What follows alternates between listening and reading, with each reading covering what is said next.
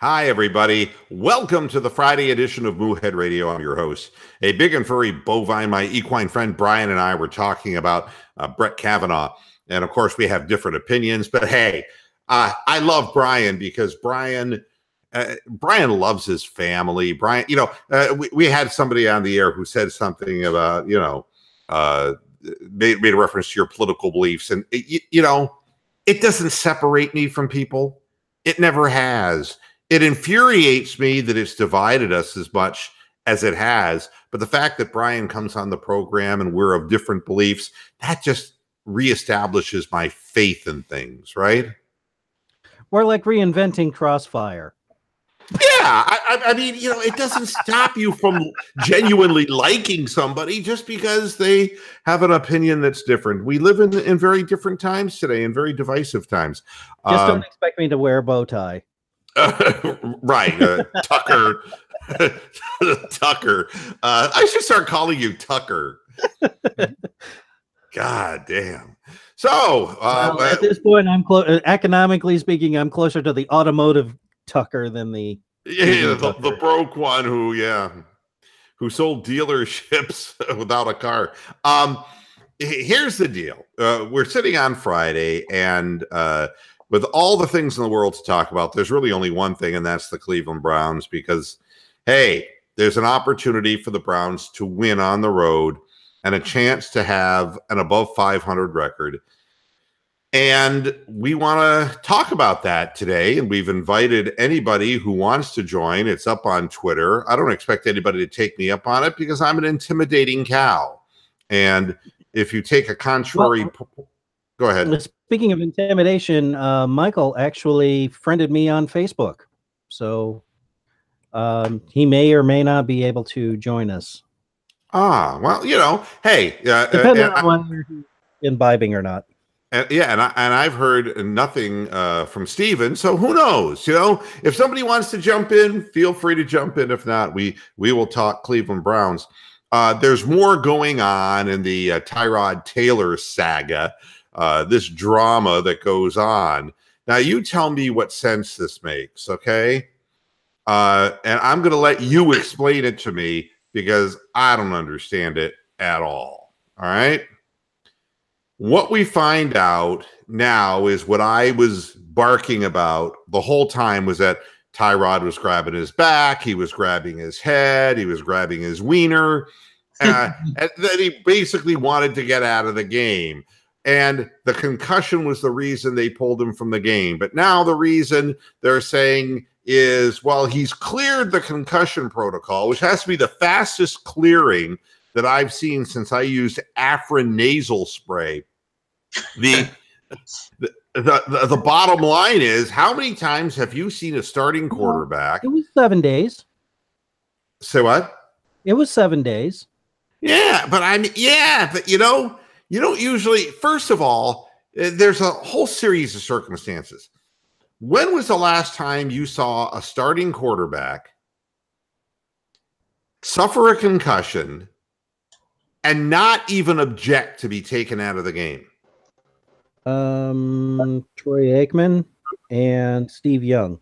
Well, maybe because they were really on the moon.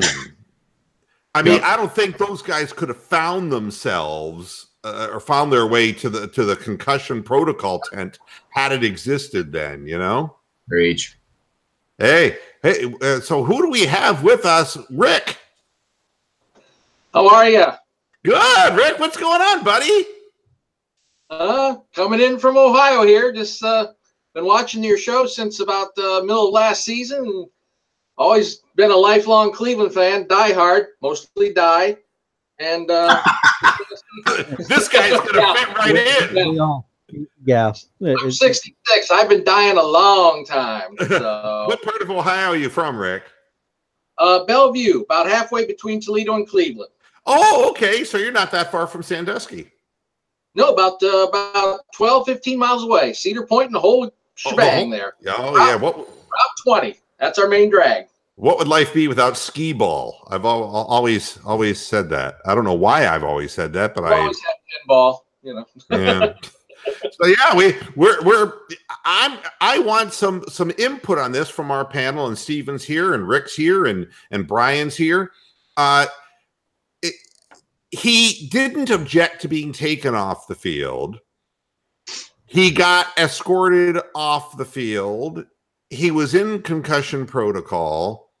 He comes out of concussion protocol. And in that in-between time, he loses his starting position to Baker Mayfield. And now they're pointing to his back and saying, well, he's not going to be the backup quarterback in Oakland because Drew Stanton's going to be, because we're concerned about Tyrod's back. Now, Tyrod kept playing with the back. What do you guys think? Are the Browns shopping this guy now?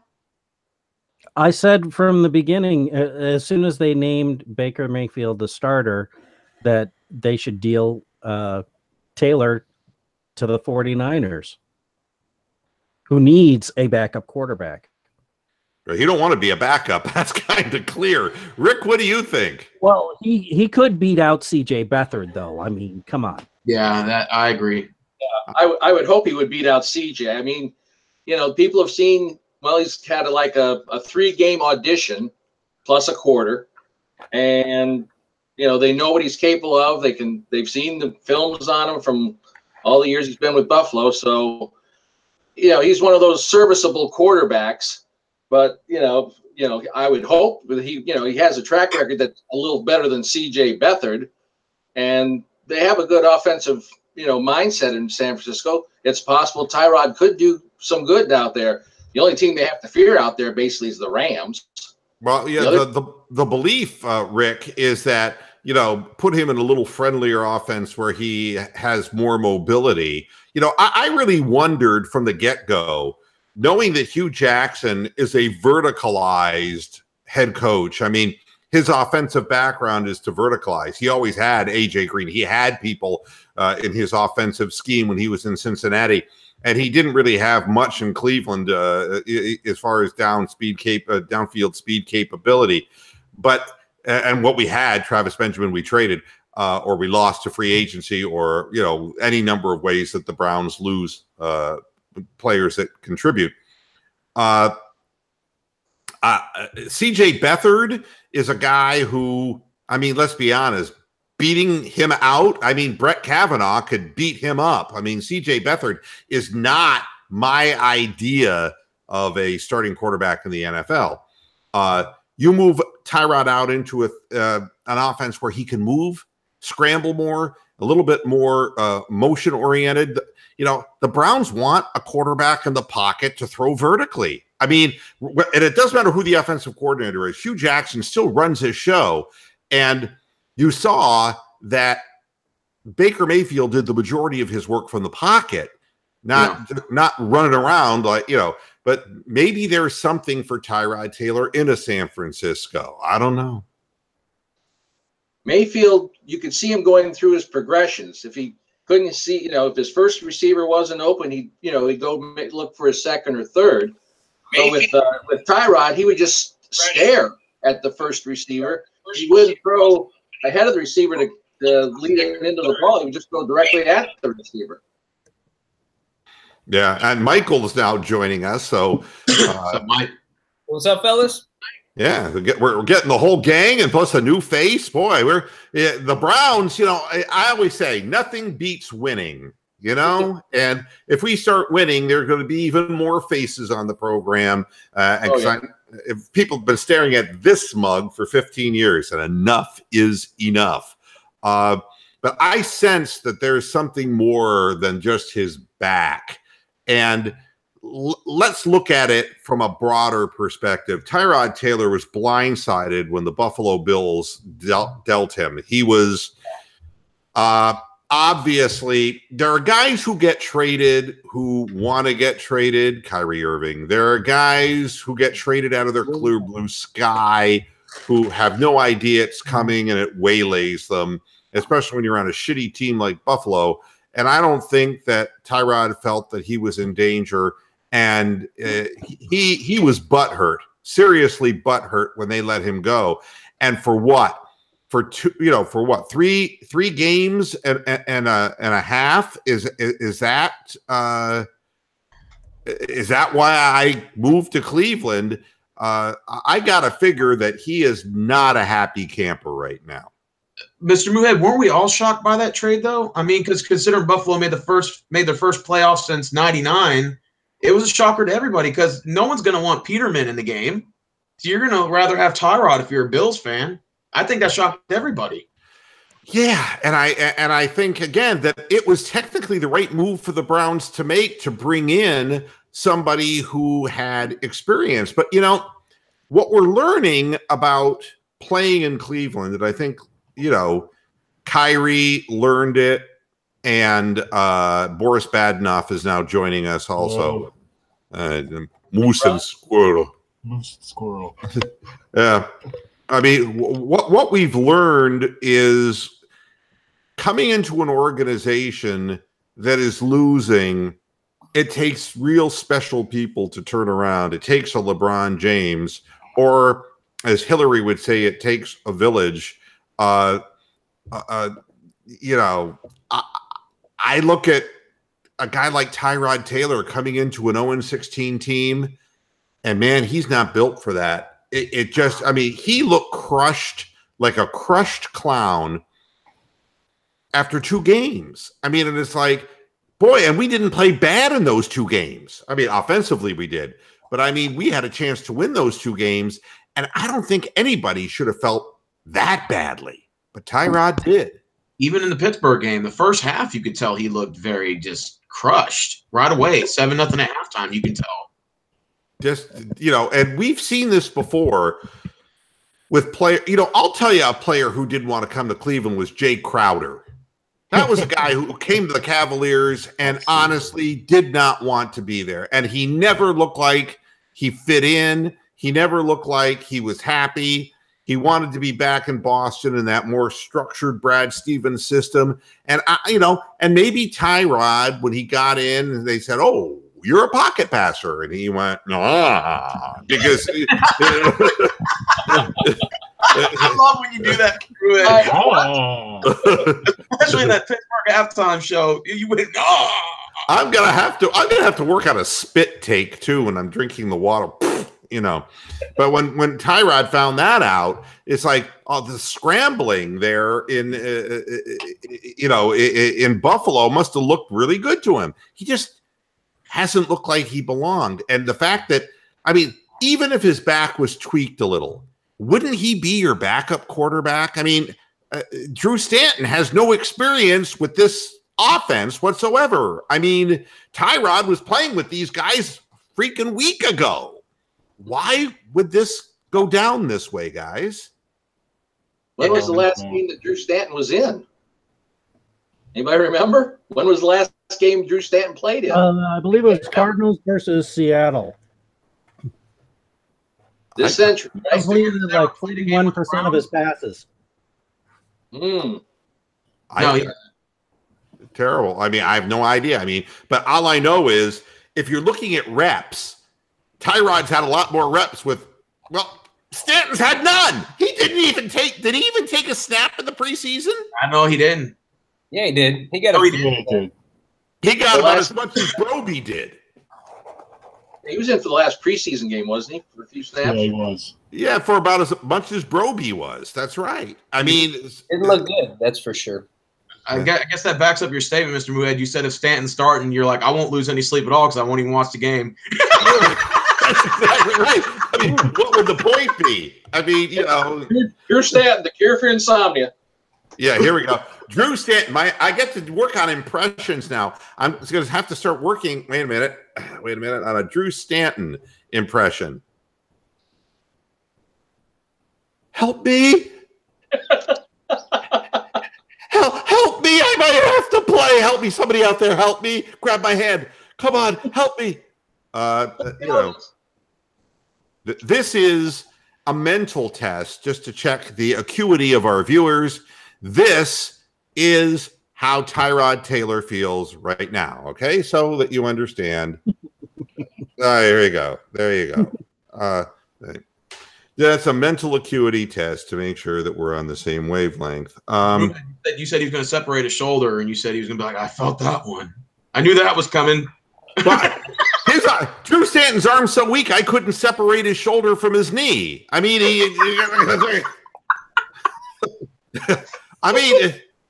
makes Charlie Fry look like he has a cannon. I mean, I don't know. Drew Stanton is like, you know what he's like? Yeah, Bob Uecker climbs up out of the ground just to go just a bit outside. Yeah, Drew Stanton is the guy who, when you were a kid, owned the local used car lot, and Drew Stanton was the '72 Oldsmobile this guy was pointing to, saying, "This is a real plum, son. You won't regret it." I mean, this is not. I mean, you want to go back into an absolute, like, a glacial age. I mean, when people see Drew Stanton on the field, I mean, you want to know how easy it will be for Oakland?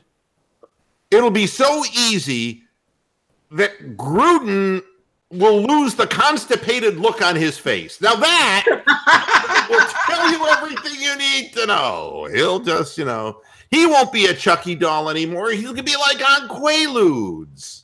Smooth said he wouldn't even watch the game. No. I have to watch. He'll be like Farmer Fran from The Water Boy, perennially drunk. Yeah, I have to watch the games. That's the thing. What kind of post-game show? Hey, welcome to the post-game show, and I didn't watch it. Anybody know what happened? Kind of lose credibility that way, So right off the bat, I'm questioning this whole Tyrod Taylor thing, and who knows what they want for him, or if they're just quietly shopping him. I mean, that's the thing that's nice about. Hey, they can get their 7th rounder back. Yeah, that's right. For 4th and 7th. Yeah, I mean, with the press in Cleveland, like Mary Kay Cabbage had, it wouldn't be hard to quietly shop Tyrod because they're never going to report this stuff anyway. So it would be very, very easy. Yeah, she's still probably on the whole. Well, oh my God, what's his name? Started at the beginning of the fucking series. It's and then this headline on Cleveland.com. We have a chance to go 2-1-1, to go over 500 for the first time since Hector was a pup. That was a long time ago. Hector's like 16 years old. Offensive coordinator Haley won't confirm if he supported making Baker Mayfield the starting quarterback. Crickets. Yeah. Well, stop. Why wouldn't he confirm it? And I have a perfect answer for this. If you come out and say, I wanted Baker Mayfield from the get-go, then you're crossing Hugh Jackson. You are, indeed. Yeah. And if you're Todd Haley, you say to yourself, there's me and there's Greg Williams. All right? Neither of us are particularly popular, but I'm mentally stable. Ask anyone. And I haven't put death bounties out on people, so I mean, hey, I'm as the far guy. as we know, he hasn't put death bounties out on people. The right of ascension within the Browns organization to head coach, there is no reason to answer that question, is there? I mean, that's like a bear trap. No. God, no. It's like a bear trap. So believe me. Believe me. Where have we heard that before? Believe me, that 1972 Oldsmobile, it's a plum. No. No. He said in the preseason that he felt that Baker Mayfield was, just go back and look at the quotes. He was really enamored with him. And so was Zampese. Zampese was so over the top about him that people were questioning, like, so what you're saying is you don't think Tyrod should be the starting quarterback? And Zampese's like, I'd like a look at his crystal ball. Maybe Zampese's saying, you know something? Maybe Greg Williams and Don Haley kill one another and I become the next head coach of the Cleveland Browns. It's possible. And I liked him. I liked Baker Mayfield from the beginning. Style. At last, my plan is working. Sounds like there's a civil war brewing in Cleveland. It definitely does, and it's still they're still not completely on the same page, and I think it's like Hugh and Haley are still button heads. Even something as small as talking about the Philly special. I mean, Hugh came out and was like, "Oh, every team has that in their back pocket," but Haley came out and was like, "Yeah, of course. I saw the play, we watched it again," and he told Kitchens, he's like, I want to, even though Kitchens is the running back coach, he's like, I want to be working on that play. So they're not on the, they're saying opposites. And then, at the very end of his press conference yesterday, like he took like, I don't know if he was taking a dig at Hugh. I couldn't make out exactly what the question was, but his response was, and he started laughing and all the reporters were laughing. He's like, I don't deal in hypotheticals, because that's one of Hugh's famous last words. I don't deal in hypotheticals. So, I don't know. It just seems like there's still dissension there between them two, and I wouldn't be surprised if there's a move at some point during the season, especially if we start going on a skid. I don't know. Well, you're talking about that every team has that play in their hip pocket. Do you know what Hugh Jackson doesn't have in his hip pocket? The challenge flag. That is absolutely a winner. Here we go again. I get a fucking virtual coffee mug for that one. God. I thought it was that red flag to throw out because he could never find it. The man actually Hugh Jackson has fewer friends than Hawk Harrelson. And I think single digits, right? My God. We're on the board. Yes. I really want to say goodbye to Hawk in my own special way. And it's not he gone, because that's just too easy. It's too easy. It's like, do you notice how nobody is saying, oh, come on, one more season, come on. It was like Vince Scully, please don't leave. Where's Harry Carey? It's like, you've had 17 strokes, but please don't leave. And then there's hardy, robust Hawk Harrelson, and it's like, fuck off already. I guess everything changes, What about the door? Yes.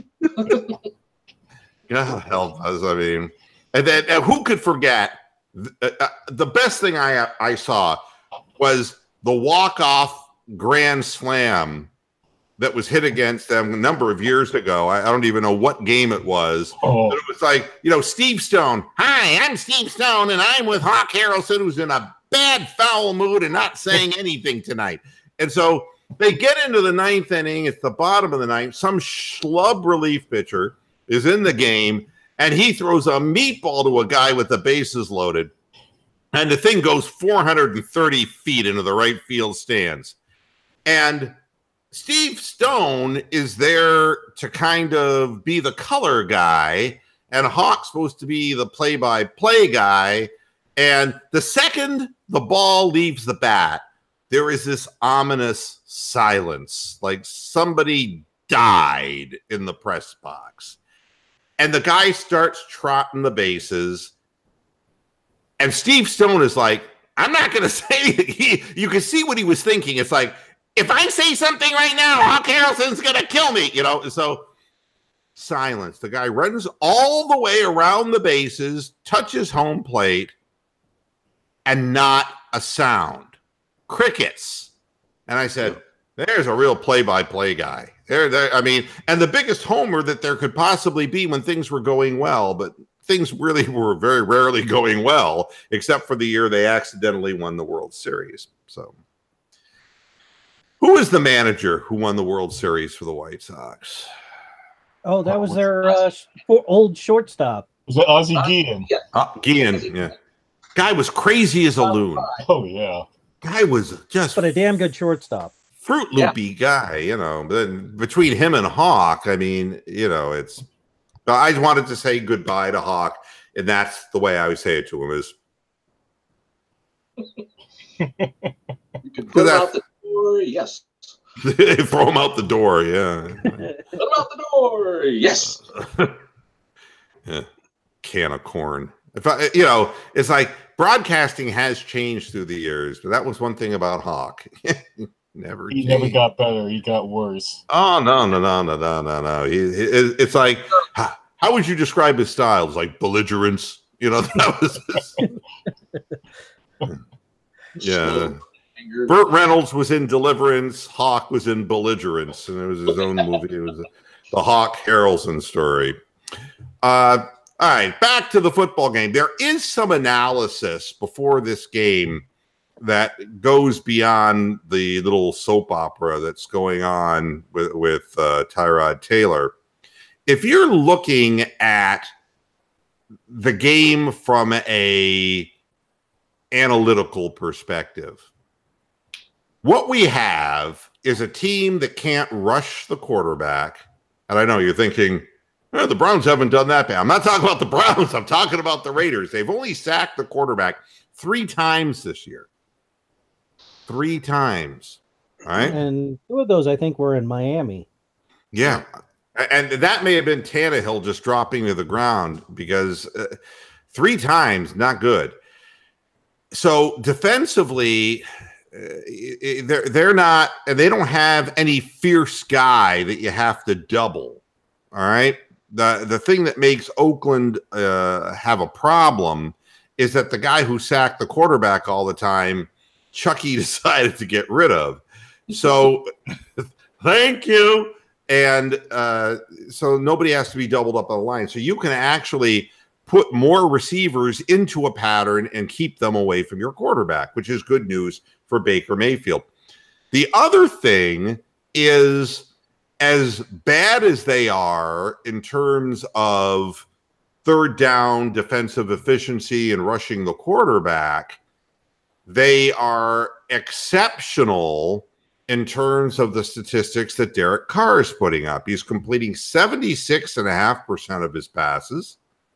He's averaging 8.5 yards per toss. He's averaging over 300 yards a game.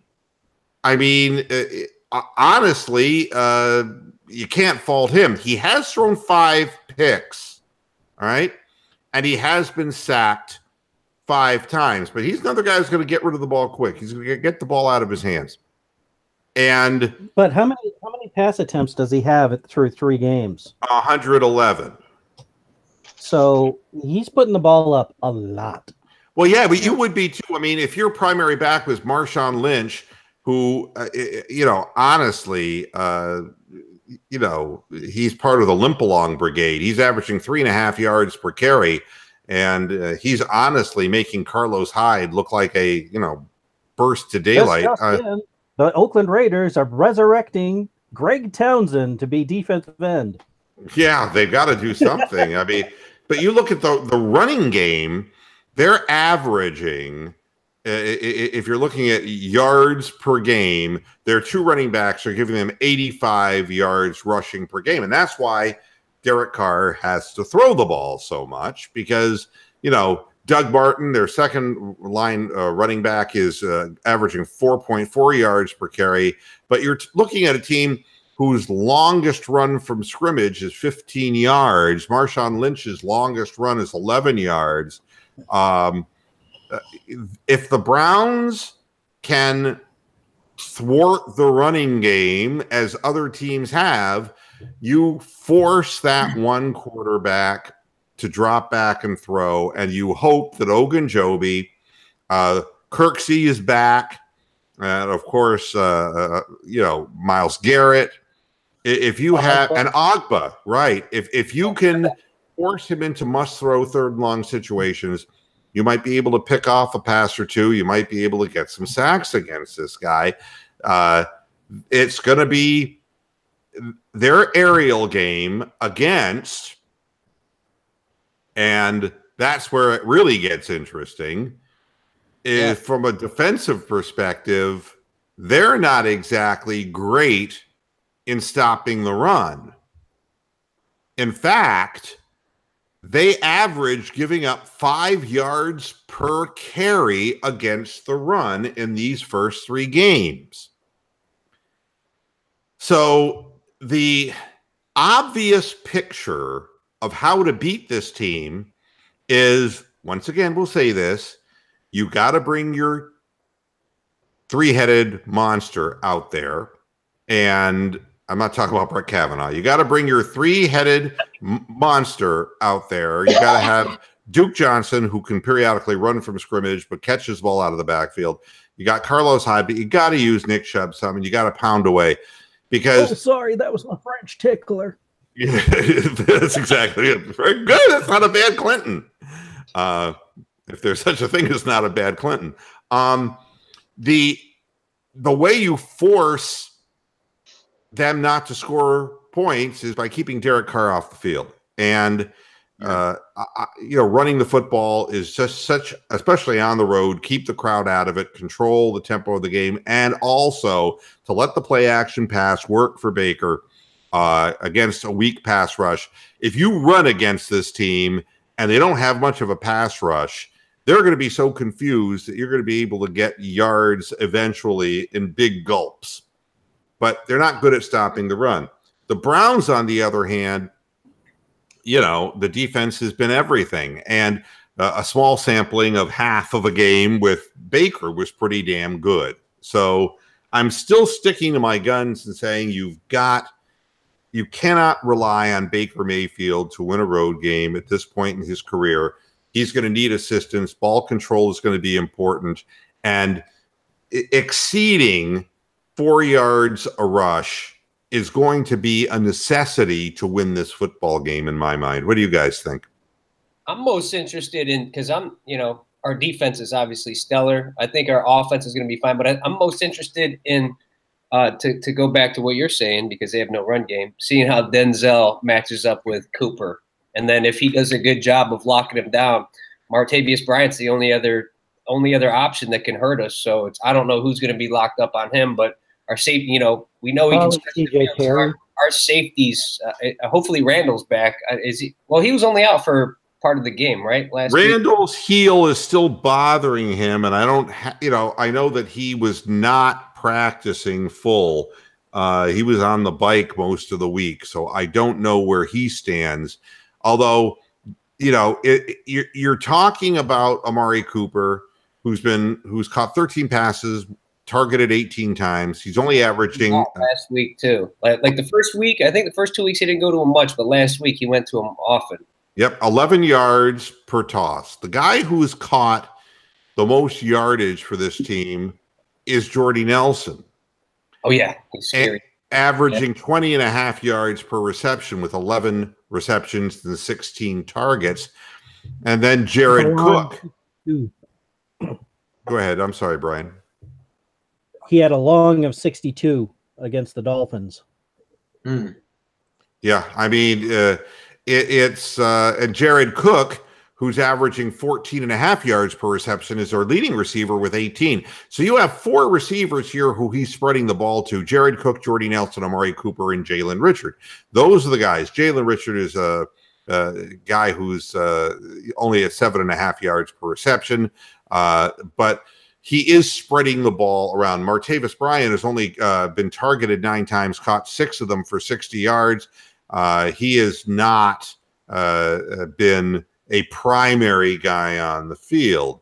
But I'm worried more about that. Even though that's a strength of our team, I think our offense is going to be dynamic from here on out. So yeah. I'm just worried more about our secondary more than anything this week. Yeah, I mean, there isn't a dominant name associated defensively. Can you believe Frosty Rucker is still playing? Yeah. I mean, lineman? Frosty, no, he's a defensive lineman. Oh. Frosty Rucker played for Cincinnati and then Cleveland. And I thought he died years ago. I thought he changed his name to Darius and became Hootie. Yeah, yeah. Thank you. Yeah. Go blow your fish there, Michael. Again, you have an inactive return game, so they haven't had big special teams plays. They got a good kicker in Mike Nugent, so they will kick field goals. Long of 52 this year, 6-6. I thought Nugent. No, I was watching the Gruden press conference. I think Nugent's hurt. They got a new guy that's kicking. I thought he said this week. I thought he said that Nugent has a hip or some kind of injury with really, and he's going to be out. Pretty sure that's what he said. Yeah, Raiders just signed a kicker. Oh, there you go. So I wonder who they signed. Gonzalez? Yeah, I was going to say. Yeah, I know of one. Yeah, that puts him closer to mom and dad. Yeah, I don't know. We got a deal for you. Yeah. So we're gonna have 2 inexperienced kickers in this game. That's kind of exciting in and of itself. Talk about your 72 Cutlass with the 3 bald tires. I didn't specify that it was a Cutlass, but you know, what was, how they say like jumbo shrimp, things that are contrary. It's like how military intelligence. Yeah, yeah, right. Artificial intelligence. Well, mine is Cutlass Supreme. It's like those two words don't go together. I don't know how it ever came to that. That was the Honda Accord of the 1970s, by the way. No, is my favorite car of all time, so that people know, was the Yugo. and people said, it was named that way because it was made in Yugoslavia, but that's not the reason. What was the reason? The reason was because people would say, "No, you go and buy the damn thing. I'll be damned if I'm gonna." That was the one. Thank you. Thanks for the setup, Ron. Good job. That was the only car. You do it well. Go back to like Motor Trend. No, it was either that or Consumer Reports. One of them who was, when the Yugo first got announced, that as a new car it would be $3,997. Okay, and they said, could this possibly be true? And they went out and tested the car, and the engine blew out. Yeah, it's probably road and track. It was like watching that Michael Keaton movie, Gung Ho. It was like the thing catches on fire. It's like, is that going to hurt? Eastern Bloc. Yeah, the Yugoslavians. Do you think this is going to hurt the review? It's like, yeah, I do. I think your car sucks. And of course, it never sold. So, my favorite car. Ford Pinto. So, the Raiders signed Matt McCrane, who's an 86% field goal kicker coming out of Kansas State, and made all 4 of his kicks from 53 and 54 yards in the preseason before being cut by the Cardinals. How come we didn't get him? Yeah, exactly. we ended up with a guy who played at Florida Atlantic, and the only thing that would have been worse is if he had gone to Fairleigh Dickinson. And I just pulled that name just out of thin air because I don't know anybody who ever came from Raiders worked out 5 guys for the next field goal kicker, and he won the position. And the Cardinals haven't scored a point since. Well, maybe that explains why the Browns ended up with who they ended up with. I mean, there may just not be very much out there, And I know they still got our favorite son, Phil Dawson, and Bryant kicking into his 80s. I know that Bryant is thrilled now that he's in Tony Town in Minneapolis with the Vikings. Boy, those Vikings, didn't they? I had to watch that game last night, man. It was that wasn't football. That was a track meet. Oh, I mean, poor Tony the Calf gained 35 pounds watching a football game. I mean, he was stuffing Cheetos. 5 bags of Cheetos last night. Yeah, stuffing Cheetos in his mouth. And he actually, I sent him a message, a PM, and he said, he goes, just kill me. He goes, I don't care about sports anymore. And it's like, oh boy, here we go. When have we heard that before, Mr. Moon? I know, poor Tony. And a party of one. There is one way that that the fat kid Minneapolis is going to be disappointed, and that's whenever they get somebody, and we can use the Timberwolves is an example. Like, we got Jimmy Butler. We got Jimmy. Not for long, fat boy. I mean, it's like, I mean, there's something. I mean, do you want to know how bad? Do you want to know how bad is Minneapolis? That not only did Kevin Love want to leave there to play with LeBron James, he still wants to stay in Cleveland after LeBron's gone. That's how bad Minneapolis is like, oh, please, the Minnesota Timberwolves. No. Maybe somebody got to tell Kevin Love that he left. God, I mean, poor Tony. And he was like, I don't even care about sports anymore. I said, what about those twins? And then no response whatsoever. You got the wild. God almighty. You'd make one hell of a suicide hotline operator there, buddy. He's not getting put on hold. He'll cheer up, though, because Zamboni season is starting. You'll be able to drive a Zamboni on all the local ice rinks now. No, I got you one better, Rick. You call up the suicide prevention hotline, you get put on hold, and the music on hold is It's Too Late by Carole King. That's Yeah, there you go. The Done. theme from MASH. Well, it's too late. God damn. So now that we've ripped on poor Tony, and I feel bad for him. I mean, but he was enshrining Kirk Cousins into the Professional Football Hall of Fame, and I was trying to slow him down. I said, Tony, you're going to end up depressed, eating like 16 pounds of Cheetos at halftime one week. You know, you can't. You remember this? I tried to warn him. Kirk Cousins is like, I mean, he will look great, and then he will just look like Cheetos at halftime one week. I see Rob's joining us. You remember this? I tried to warn him. Kirk Cousins is like. Wait, we're getting a huge feedback here, Rob. Is there a way? Headphones on me, man. You have headphones? You got to turn the volume off of your YouTube window if you've got that open. That's the device. Talk to me, Rob. Can you hear me, Rob? He's got his mic muted. There you go.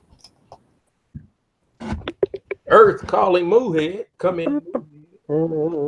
Yeah, I don't know. I'm mesmerized looking at Rob here, and I'm not hearing him. He's got a great hat on, though. You got to love the hat. Yeah. Testing 1 2 3. Testing 1 2 3. Yeah, he's there. Yeah. Oh, wait. What's that? What's happening with you? Are you thrilled? Are you overjoyed, as Stevie Wonder would say? Yes, I am. Well, it's too early for cognac, my man. I mean, geez, we haven't won yet. Man, I just got off work. What you talking about? Well, that's reason enough right there. Wow, Cheer. I haven't seen one of those glasses in years. I know. Look at that. This is a classic. This is a My classic brother right used here. to have one. Where'd you get that? At a Shell gas station? Like 30 years ago? My matter of fact, my grandfather left them. When he passed away, he left them for me. Well, why didn't he take them with him? Years ago, right?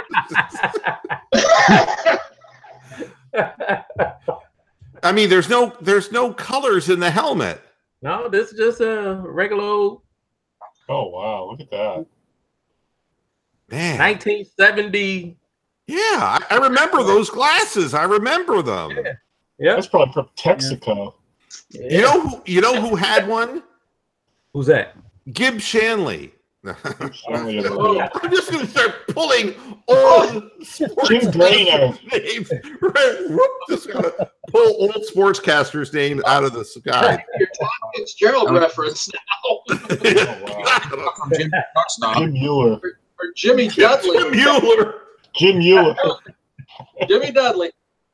Jimmy Dudley. You know, Garfield 1 2 3 2 3. that's right. Vinyl is vinyl. You know, he got more well known for being a vinyl pitchman, vinyl siding pitchman. And Jim Mueller, all I see him talking about is veterans. He's got some like man crush on the veterans, man. I don't know what the deal is. That car dealership. It's like, sell me a damn car. Sell me the 72 Cutlass. But just stop preaching at me. I don't need to be preached at by dishonest car dealers. Standing there with your plaid sports jacket and paisley tie. Yeah, exactly. And you know what I believe?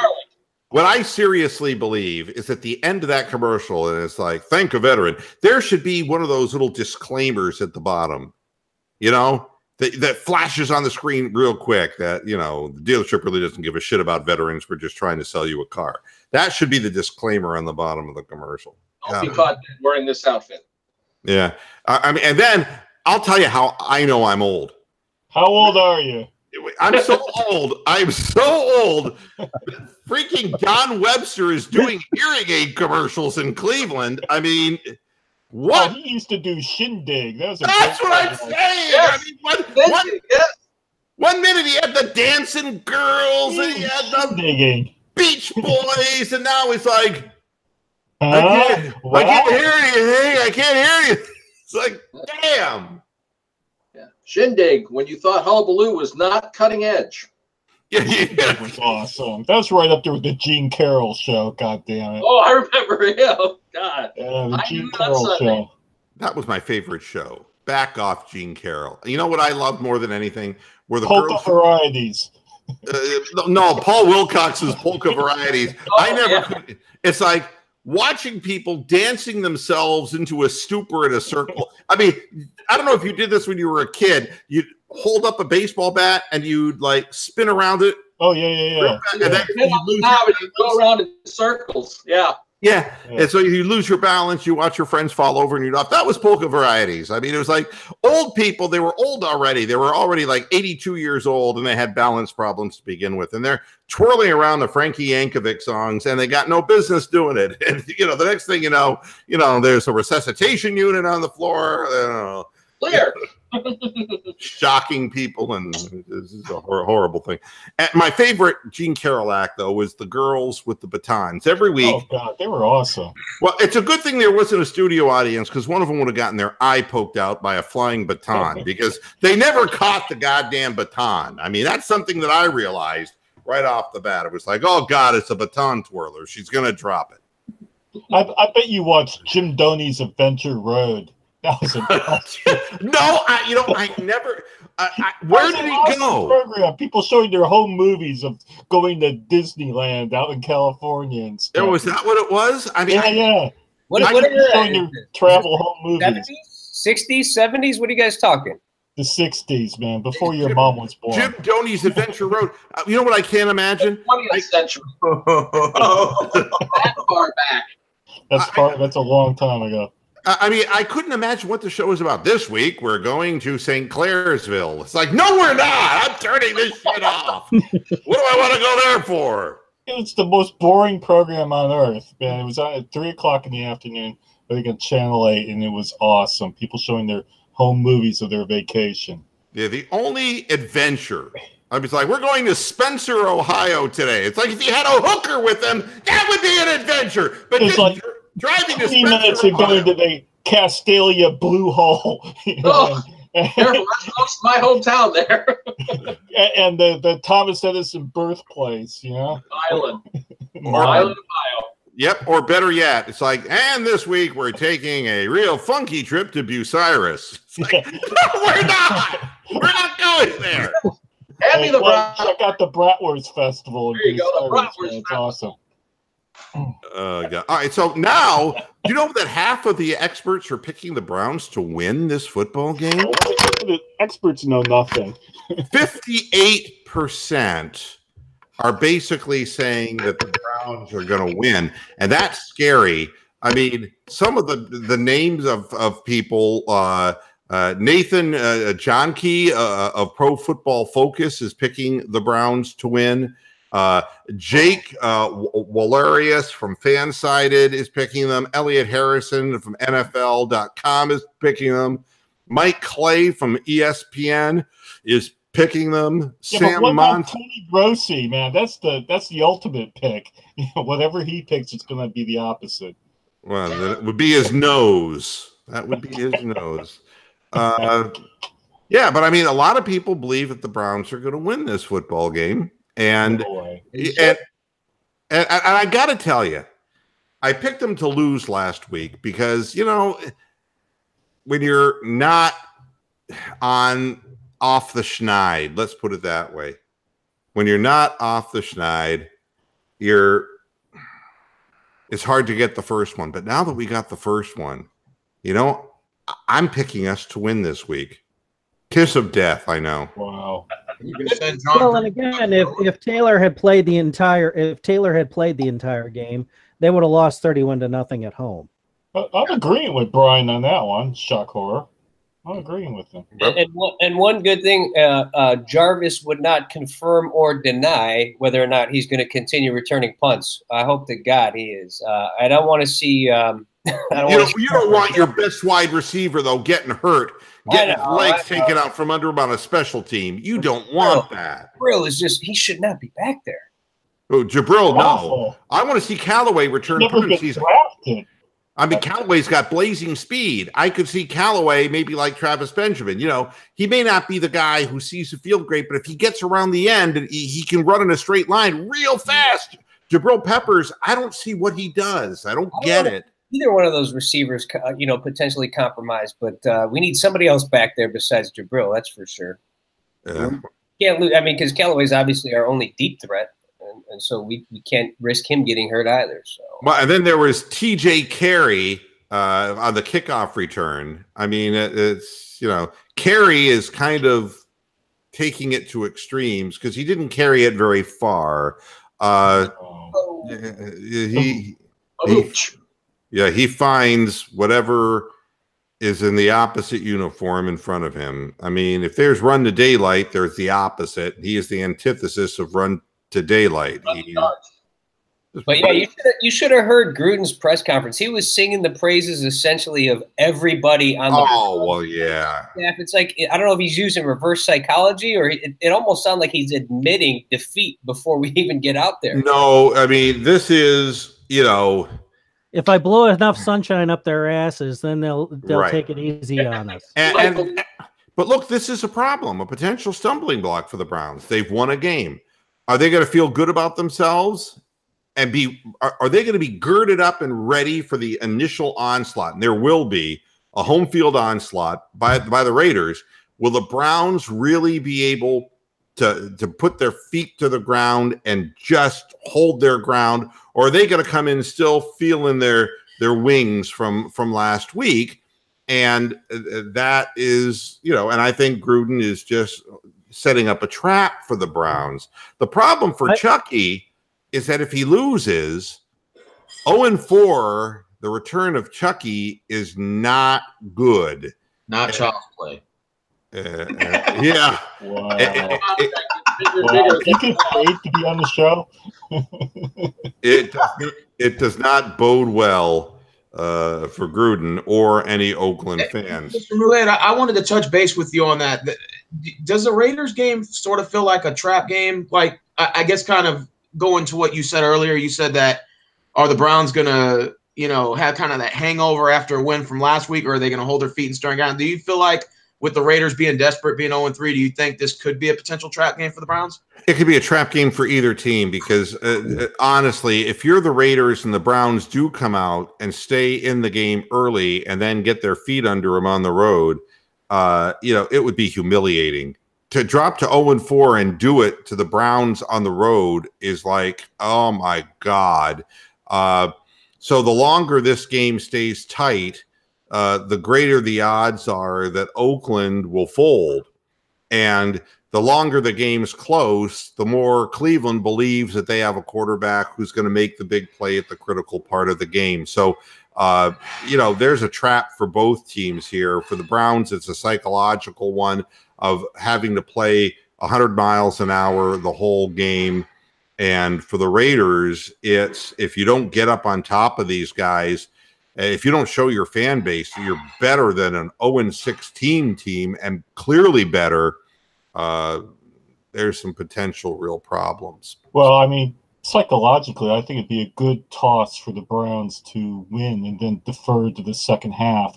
Go out on defense first, because if the Browns offense goes out first and lays an egg, that's going to hurt psychologically, the whole Baker thing, the whole everything. They do 2, 3 and out straight away. That's going to give Oakland confidence and really deflate the button on Mayfield and the offense. So I'd like to see the Browns be out on defense first, stuff them, get some decent field position, and then maybe throw some passes to Duke Johnson and shit, and that's how you start the game. But, you know, it really depends on that first 6 minutes what's going to happen in this game. By the way, Demarius Randall and James Burgess did not practice as of yesterday, so I can't imagine that you're going to see either one of those players on the field. But Randall is an important component. I still have faith in Mayhem. I want to see how I want to see how Baker Mayfield reacts to the crowd. The Oakland Raiders fan base is very treacherous. I mean, they're those fans from Cali, they take their sports seriously. I just want to see how the Browns react to that kind of environment. In Ohio Stadium, he did pretty well there. So no, I don't think that'll be a problem. And meanwhile, look at Terry Pluto's article here. Do we have to? Yeah. I'm trying not to worry about Baker Mayfield. Well, don't worry about Baker. Baker's going to be fine. The guy's getting endorsements out the Yawi. He's got his own T-shirt company now. Terry, if I were you, I'd be worried about my sex therapy. Okay? Don't worry about Baker Mayfield. Life's too short to be worrying about stuff like that. Hey, can we change his name to Platypus? Terry Platypus. Why? What does that mean? He consistently lays eggs, and he's a mammal. Oh, okay. Yeah, okay. And he looks like a platypus. Yeah, all right. Hey, do you guys want to predict the final score since there's a big panel? We'll see who comes the closest. I'll let you guys know on this Sunday after post. Yeah, go ahead. I'll go first. Browns 17, Raiders 14. Who wants to go next? I'll give it a shot. Okay, Rick. They finally cracked the 21-point barrier this year. I'll make it the Browns 24, Oakland 20. Okay. Michael? I got the Browns 24, Oakland 17. Wait, Browns 24, Oakland 17? Yep. Okay. All right. Who's next? Brian? I'll go Browns 27, Raiders 21. All right. And Bronk? Cleveland 38, Oakland 6. Ooh, offensive onslaught here. Whoa. Rob Mack, you're on. Is that a missed extra point or 2 field goals? 2 field goals. 3 safety. 3 safeties, maybe. Hey, anything's possible. Hey, Cleveland 28, Raiders 10. Yeah, that's a good score. Boy, I mean, he finished more than one glass of that shit, didn't he? After Bronx 38, I thought he was drinking. I'm going 27-20 Browns. I think that the Browns can score some points. I think that they can get some turnovers too. Yeah, I think there's going to be some pick sixes going on. I wrote them all down too. Yeah. So there's going to be opportunities here, I believe. And if Baker has time to throw the ball, there's also going to be opportunities for maybe a big play, a big strike down the field. Yeah. I see a big pass potentially to Njoku or to Callaway that's going to result in the touchdown. And I think that, again, Baker helped this team score 21 points in slightly over a half. I'm not looking at that kind of point production, but I do believe that turnover, field position will allow the Cleveland Browns to score, 3 touchdowns in this game. That's what I believe. And then I do believe we will get 2 field goals in the game. And I think that we will win the game 27-20. I think that the Raiders are a team that, this is like the last train to Clarksville, if we were going to take our monkeys thing further. If the train leaves the station after this game and they're 0-4, you got nothing to look forward to because you've just lost to what was perceived as the worst team in football on your home field. So this is a turning point for the Raiders, whether their season is playing the string out or whether they're going to be a competitive football team at all and maybe break somebody's heart somewhere down the road. But I can see the Chucky quit coming if they lose this game. The players, I never was high on Gruden. I mean, the whole Buccaneers thing, he got all kinds of credit for something that Tony Dungy put together. And, I think Dungy felt hurt about the fact that he never got to finish the job. But the organization went to hell. The roster, the talent, the roster moves that have been made so far by Chucky have not been really good. And I'm just not high on him. Never felt that he was that strong a coach. So, and Oakland has not been a good franchise here, Yeah, he's got to steal it, get himself paid for doing nothing. I mean, Tampa had to pay him for like an extra 3 years and just, while he's doing Monday Night Football. And this is what, a 10-year deal? I mean, and it's guaranteed. So, I mean, if they did a buyout, I would assume he'd want at least, 70% of it. It's just crazy. The guy signed a Bill Cowher deal, and he's not Bill Cowher. He's not. I mean, and that in and of itself, I mean, is he in it for the money? Is he pulled what was the Holmgren on him? Is that what he's done? I mean, Holmgren, I swear to God, I will never forgive him. It's like sitting around to the golf cart saying, No, I'm not a sideline coach anymore. No, I don't want anyone to think that I'm doing that. I don't want to put pressure on the people in the organization. I just kind of want to sit here in a golf cart and just kind of play with myself. That's kind of what I'm here for. That's probably the worst hire ever by the Browns. I would vote Holmgren hire, worst hire ever. I mean, they're just... Which Davis pretty bad though, as far as not taking big bad ones. What did John DeFilippo do in Cleveland? Was he a quarterback coach? No, he was a de facto O coordinator. Like he was calling the plays, but he was the entitled O coordinator. Ah, okay. Because when I saw him on Thursday night game, it was like, wait a minute, get ready for it. Yeah. It's like all kinds of acid flashbacks, of these faces. It's like watching Shermer, and it's like, and just that phlegmatic, it's like, I always wanted him to sing the roof is on fire. We wants to know who's gang. Game.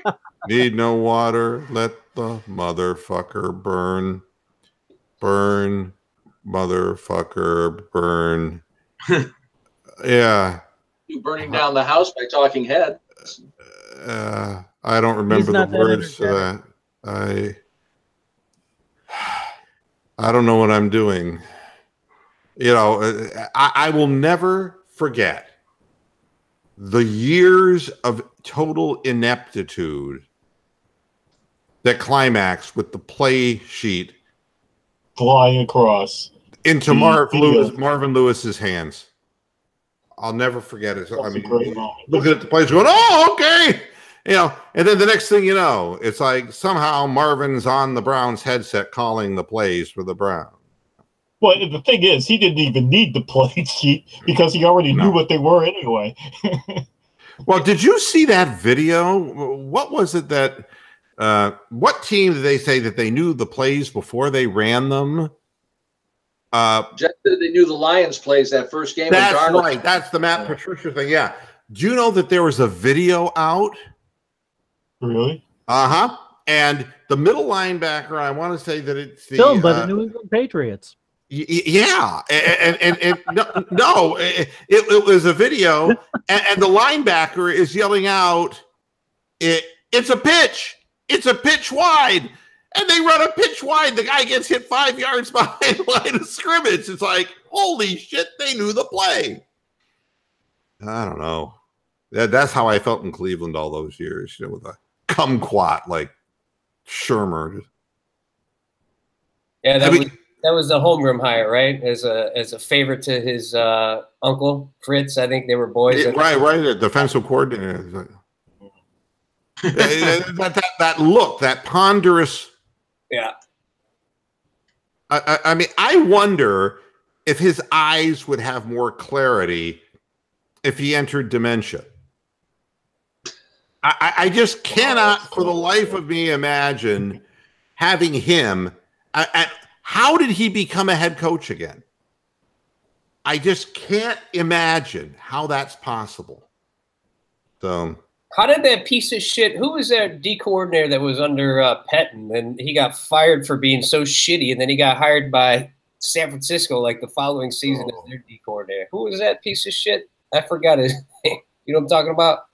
You know, I put it out of my mind. I mean, we had so many bad people in positions, and it wasn't a Ryan brother. They were actually decent under Rob Ryan. No. It was Pettin's boy, because he was with Pettin in Buffalo as well. And then after we fired him, like San Francisco hired him immediately the next season. So you didn't watch how shitty he called our D? Yeah, it's weird. Yeah. I think most of Cleveland's coaches had their names on their shirts, but they were in Velcro. So they could just tear them off. Like the Army. Okay, who's number 12 today? Yeah. Like they did one of the quarterbacks' jerseys since '99. They just keep adding on, you know. Start with couch, just keep tearing off, put another one on. Yeah, not hearing much about. Are we actually going to go through a whole game on Sunday without seeing that quarterback jersey referred to by the national TV people? Are we going to go a whole game without seeing that? Probably not. Baker's number 30, and it's a nice round number that the announcers can handle. They can remember that number. Once he starts stringing together some wins, I think they'll put that one to rest. Yeah. Would be nice to see a Chubb sighting this week, though, too. I'd like to see a good running game from him and Hyde. Yeah, I want to see a little more of a 1-2 punch, keeping the legs fresh and using Chubb as a sledgehammer. His yardage is great. His blocking has been horrendous. Somebody's got to take that guy by the hand and explain to him that you're not a George anymore. You got to do some dirty work here because 150 yards rushing and keep Carr off the field. That'll be a big step.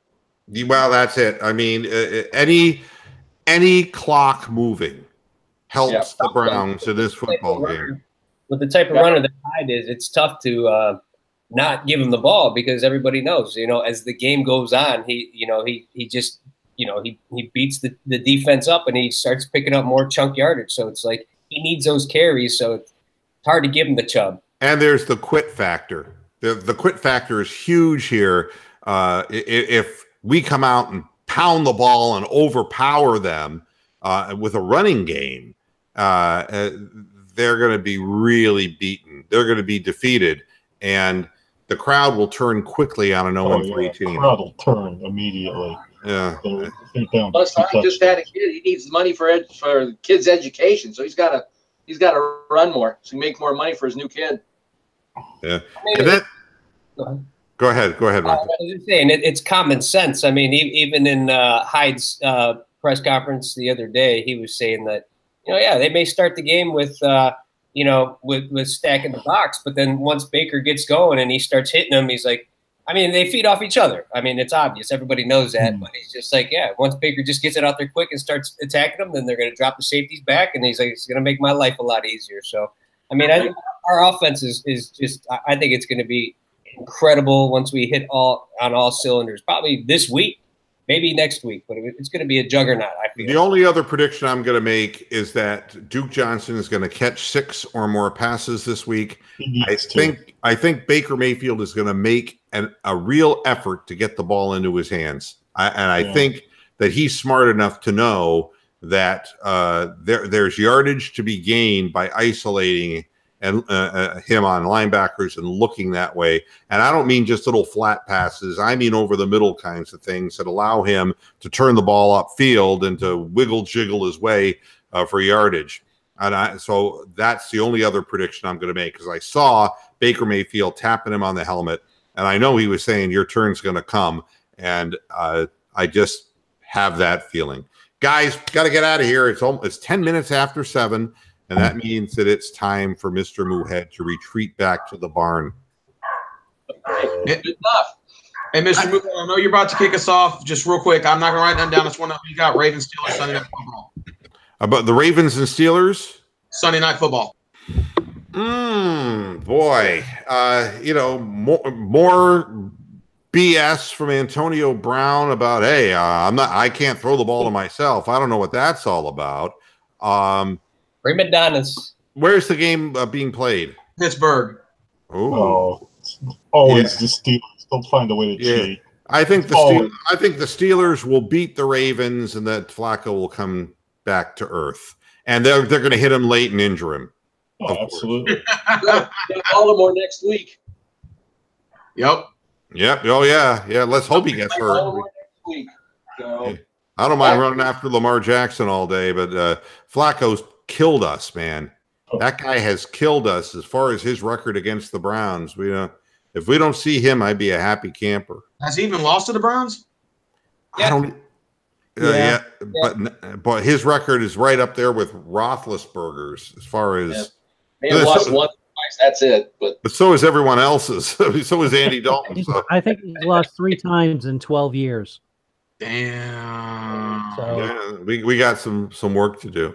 All right, guys. Hey, Rick, it was nice meeting you. You have to join us again.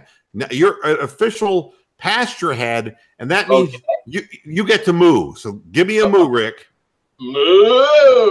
All right. Yeah. Nice meeting you too, Rob. Sunday after the game. Yeah. All right. I'll be here. All righty. Thanks, everybody, for tuning in. Appreciate Take it easy, Rob. All right, man. Take it easy. All right. Everybody, thanks for tuning into this edition of Moohead Radio. Back again, you know when, at halftime Sunday. It's 4 o'clock start, so don't be looking for me at 2:30 in the afternoon. You'll be looking for me around 5:30 in the afternoon, and I will be there because I'm just that kind of cow. Thanks for tuning in, and until next time, hasta la vista, pasture heads. Good night.